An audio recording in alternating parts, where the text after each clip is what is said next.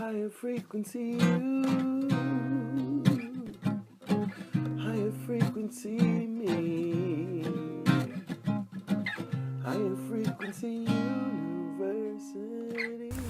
Blessings, YouTube. Welcome to Higher Frequency University. I actually missed last week. My timing has been off, or actually, should I say, my timing has been on. Back in my Where Have I Been video, I explained how since I've started to do these videos and since I've entered in on this forum, my life in this dimension has changed completely, and my timing is quite different than what I remember it to be. So for the past 2 weeks, I have been losing a day, and what I mean by that is a whole day just vanishes, and it's the end of the week, just like that. And literally, like, I cannot even remember the day beginning or ending. It's a day that just got, I guess, merged into the other days during the week. So today I'm back on track, and I wanted to talk briefly, and I say briefly, I'm watching the timer as I'm talking to you because I don't want to talk too long about the topic. I really want and need for you to explore the topic for yourselves, and I just want to give you enough of a teaser, almost like a trailer to the topic, to make you go and research it for yourself, because it's going to mean something different to you than what it means to me, and yet it still has its common denominator. So today I wanted to talk about the Akashic Records. Some people may know it as the Book of Life, but I will use the modern term that they're using now, the Akashic Records, because that is a more familiar term. Now, some people are like, yeah, what is that anyway? Basically, the Akashic, or the Akasha, which means space, air, ethereal, Sanskrit word. And remember, I told you, anytime you hear Sanskrit, get ready for some old and ancient true knowledge. So Akasha is a Sanskrit word, and it means space or ethereal. And so if we call it the Akashic Records, then naturally it would mean the, like space records or records in the air kind of thing. And basically what they are, it's the belief and the knowledge that every single thing, that every single individual, not just individuals and as in human beings, but every single life form that has existed leaves a type of imprint, or a book, a record of themselves. A CD would be like a CD. From the moment they are conceived, and even before, if I understand the Akashic Records correctly, even before, until they cease to exist in their physical body, and even well beyond, that there is somehow a recording of it, a record of it. It's documented. So for people who say, oh, I want to be remembered in this world, I don't ever want anyone to forget about me, I want to be, noted, you are. Even without being famous, you don't have to be a reality star. You don't have to be a YouTube host. You don't have to do anything.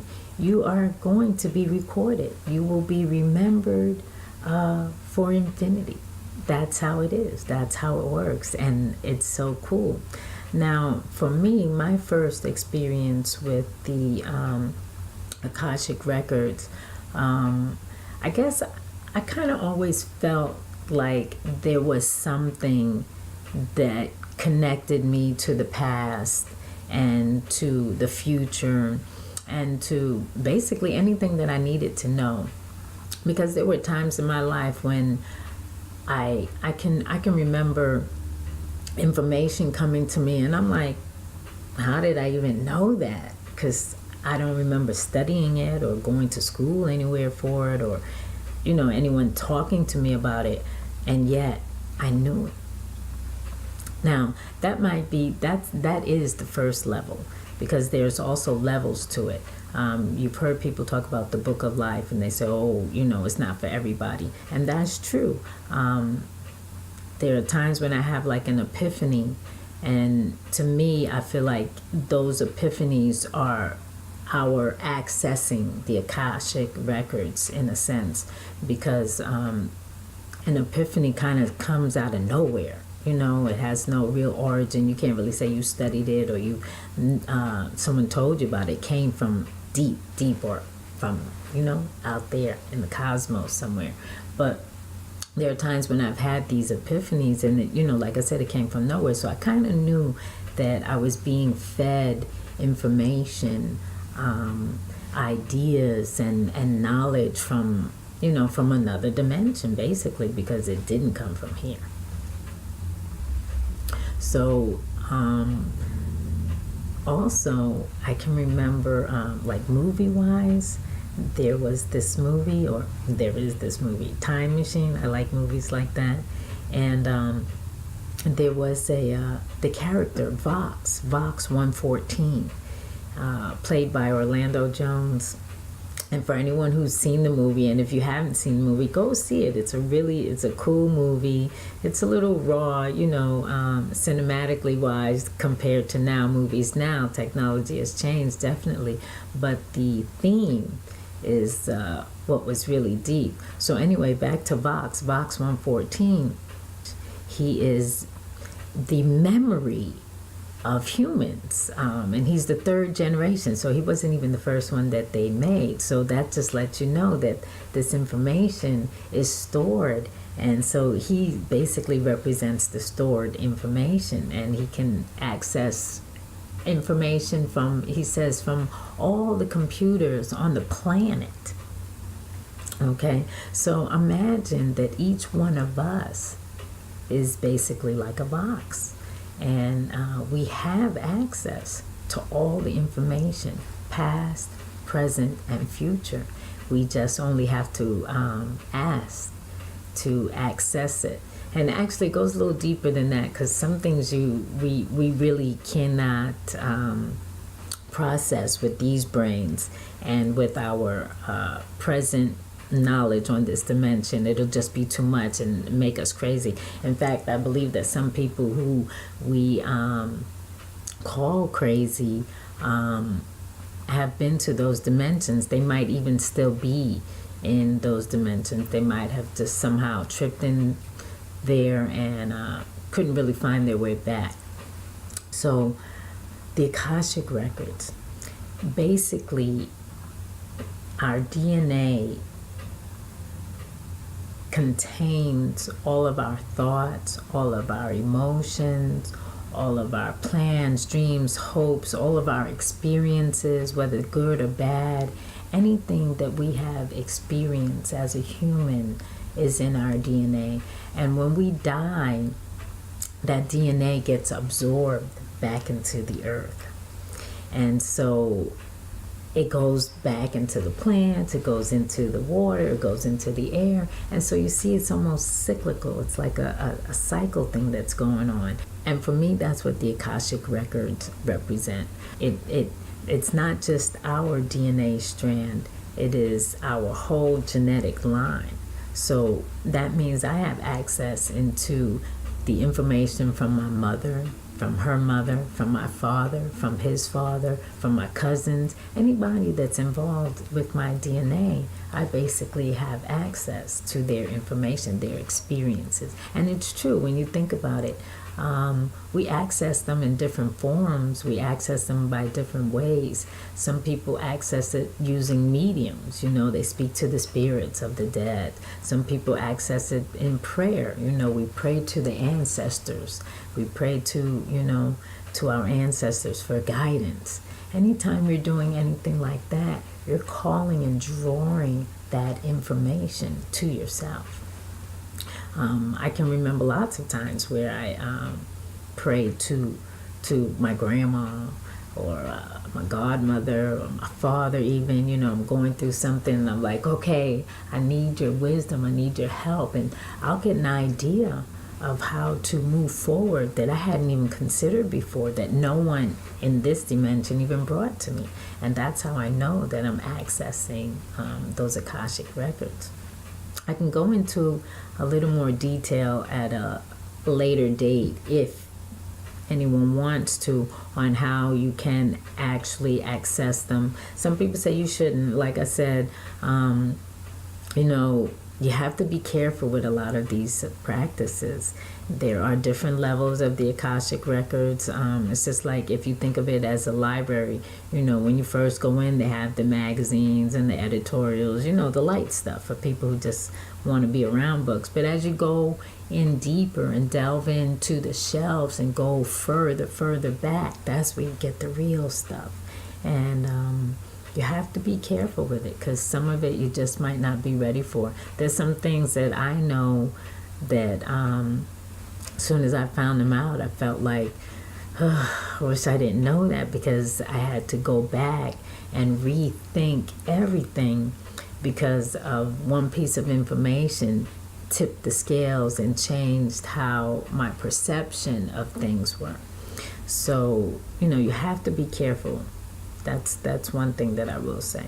So that was it. I didn't want to talk too much about it because it's really basic and then it's not. So it's almost like I gave you a look in the keyhole, and I definitely need you to do more. So homework. Your homework is going to be, look up Akashic Records. Look up the Book of Life and see what the definition is. And then I want you to, this evening, sit down calmly, lie down. This is almost like a meditation way of how to access the Akashic Records. And just lie down quietly in a dark room. It could be dark. You could have soothing music. You can have your wax burning or incense, whatever you do. Try to involve as many of your senses as possible so that it'll be a memorable experience, and also to get you to that level where you can access the information. Because remember, it's Akasha. It has to do with the space. It's not a physical thing. So you want to relax and close your eyes, and I want you to go back in your memory to one of your happiest memories, to a time. It doesn't even matter how old you were. I don't care if you were 3. If that's your happiest memory, go back to that time and try to remember the people that were around. What was it that made it a happy memory? Where were you? Can you remember how you felt? Was it summer? Was it winter? Were you inside? Were you outside? Are there any smells that come to mind? Or any sensations? I feel like if you can involve your senses, like I said, it can transport you back to that time, and hang on to that feeling of happiness. And what I want you to do is to re-involve your body now. Try to take on that feeling of happiness. Not just remember it, but try to take on it. Try to feel it rise up from your toes all the way up to your heart. Once you get to your heart, see if you can magnify it somehow. Make it even better. Laugh, giggle. I don't care what you have to do. carry on that feeling of happiness until it now emanates from your heart out to your body. Now, what you're going to do with that happiness is harness that feeling, hang on to it for as long as you can. And then what you're going to do is we're going to make that a new CD. And the purpose of this CD is going to be for in your upcoming days, anytime that you are feeling down or you start to feel doubtful or you feel that dread or depression come on, call up that CD.